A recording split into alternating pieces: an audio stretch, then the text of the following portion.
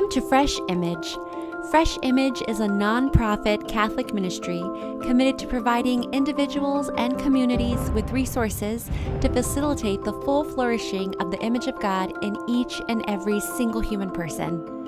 Not only will you find hundreds of articles, convenient audios, and presentations on our beautiful faith, but also catechetical resources to be used in the classroom, at the parish, and at the kitchen table.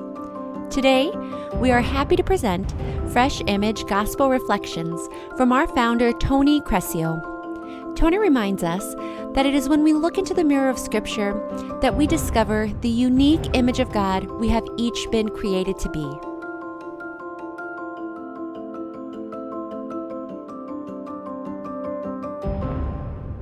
My dear friends in Christ, this Sunday we celebrate the first Sunday of Lent. That said, we should not think for one moment that the transition into a new liturgical season marks an abrupt shift in what the Church has to teach us about who God is and who we are meant to be in relation to Him, as revealed most clearly in Jesus Christ. For while the season of Lent focuses our attention most directly on the meaning of the Lord's passion, death, and resurrection, we must not think of these events as being disparate from the Incarnation or any of the events of the life of Jesus for that matter. Instead, we must think of them as all singing in concert with one another, each event sounding a different revelatory note in the divine opus known as salvation history. For this reason, it is good for us to remember that we enter upon the season of Lent on the heels of our exploration of the Lord's Sermon on the Mount. Just previous to the beginning of the Sermon on the Mount, Jesus called us to repent, and we discussed how the word translated as repent is the Greek word metanoeite, which literally means to change one's mind. Thus, the Sermon on the Mount which follows is precisely the new way of looking at and living life that corresponds to Jesus' call to repentance. We are to repent and be converted to the life of the Beatitudes. Moreover, recall that in our discussion of the Sermon on the Mount, Jesus was revealed as lawgiver. Therefore, the Sermon on the Mount is something of an ontological catechesis, revealing the eternal law and explaining how reality is meant to function as a harmonious unity in diversity. This catechesis reaches a high point further on in the Sermon on the Mount, when Jesus tells us that to live in accordance with the new law he now pronounces reflects the very core of our existence. For, despite appearances to the contrary, it is only in Him that we live and move and have our being, and therefore we ought to seek first the kingdom of God and His righteousness, and all else we need will be given us besides. In this weekend's Gospel, Jesus continues His ontological catechesis, this time teaching us by the example of His life. With this in mind, we go all the way back to the very beginning in our first reading from the book of Genesis. There, we find the very same truth proclaimed by Christ in the Sermon on the Mount, only this time in dramatic form.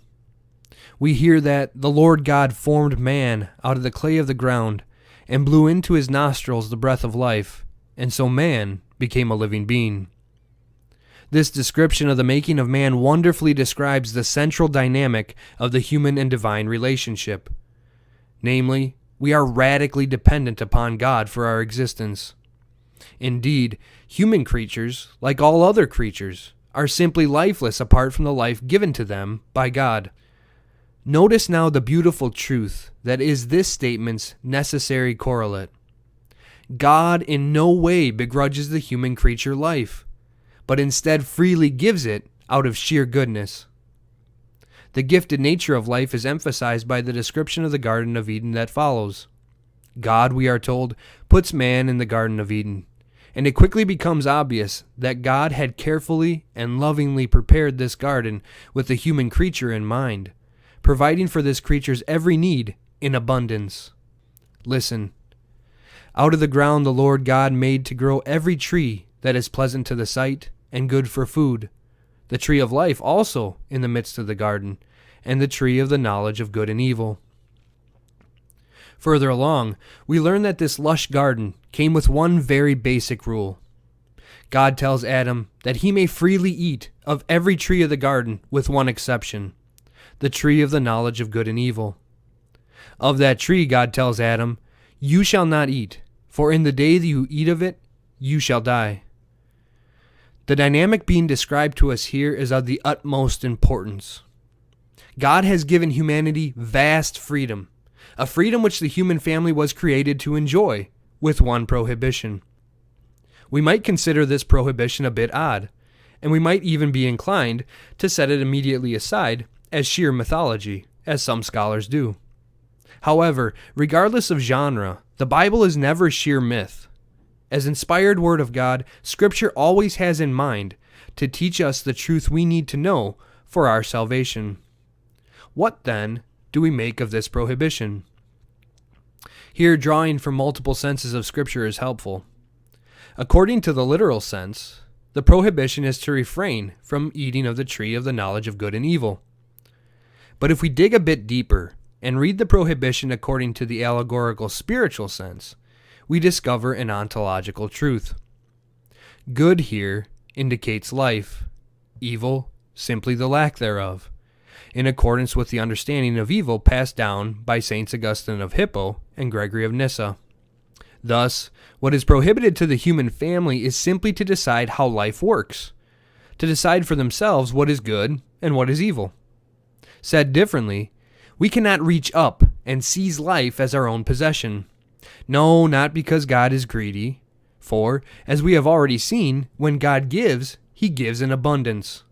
Rather, we cannot claim life as our own possession simply because life is a divine gift, and therefore life is neither something we can bestow upon ourselves nor define for ourselves. Understood this way, we can easily see why attempting to do so is an action that would sever relationship with God, the source of life, and thus lead to death. Next, notice what the serpent tells Eve. His words are cunning. The enemy offers our first parents that which he has no means to give, divinity.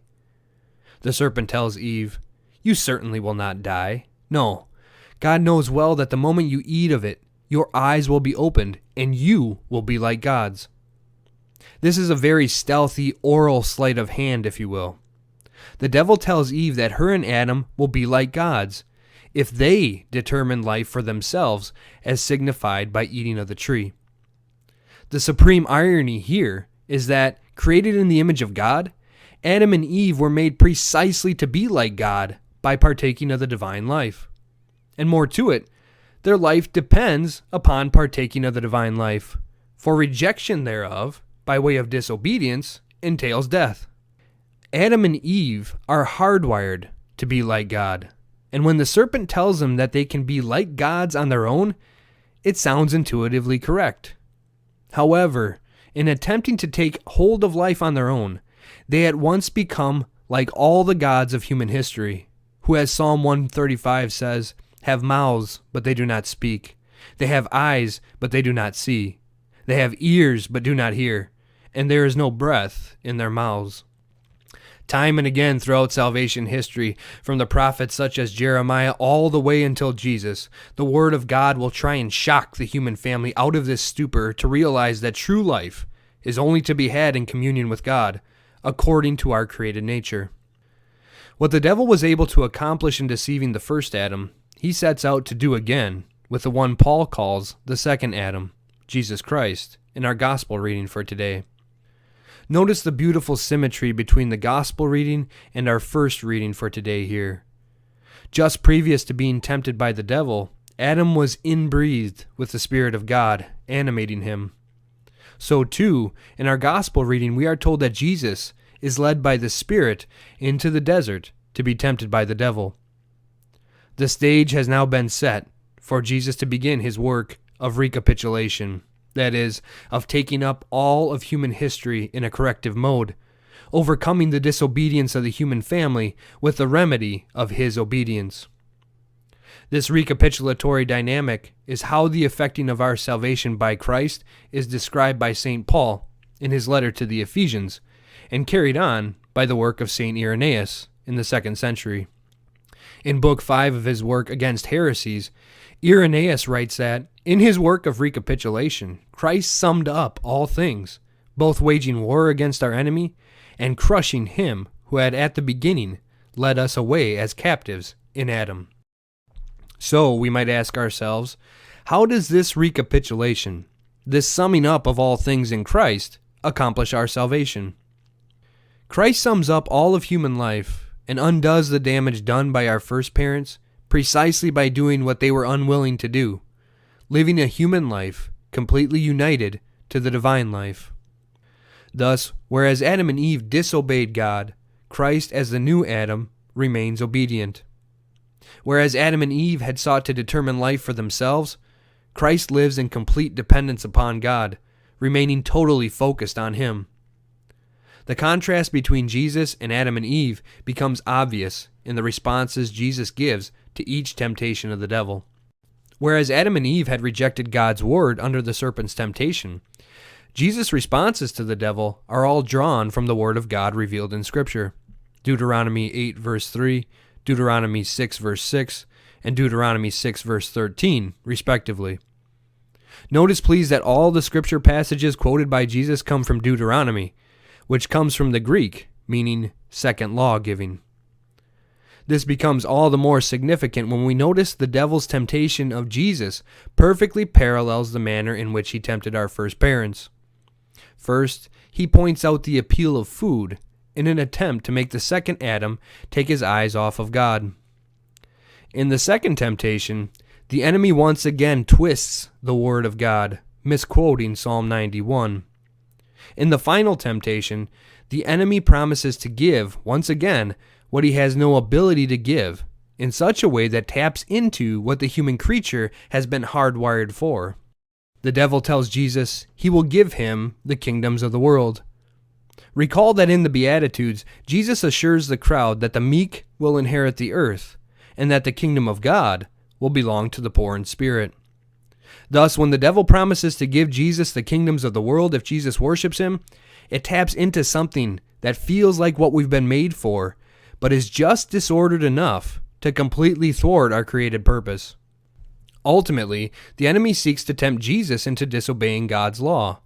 But Jesus overcomes the threefold temptation by responding with the law of God, revealed in Deuteronomy as already mentioned, and by living it.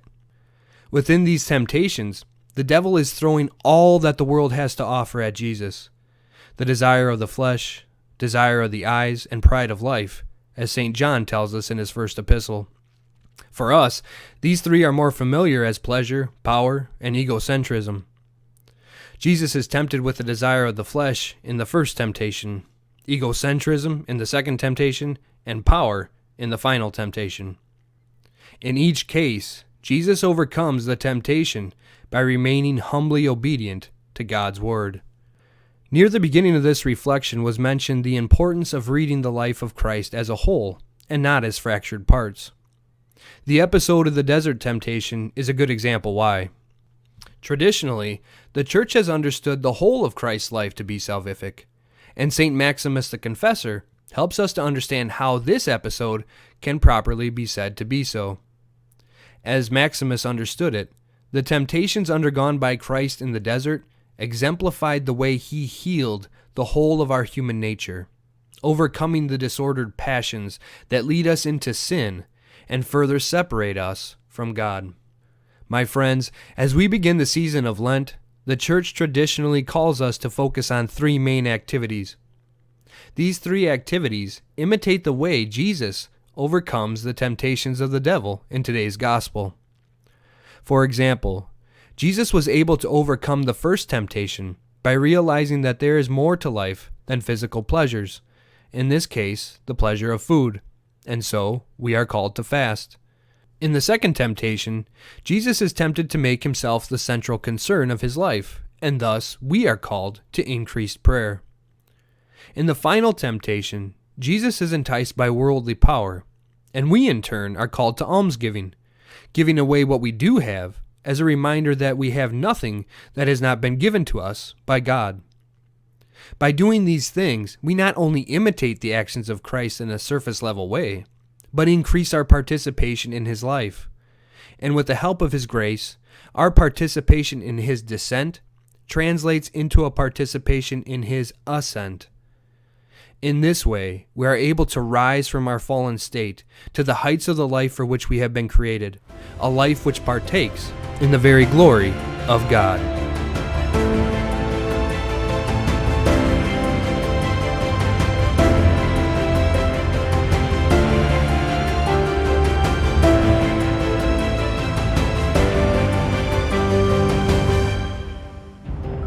Thank you for listening to this week's Gospel Reflection. For more resources, please visit us at FRESHImage.org. And remember, when you live a fresh life, you will be a breath of God's fresh, life-giving air to the world.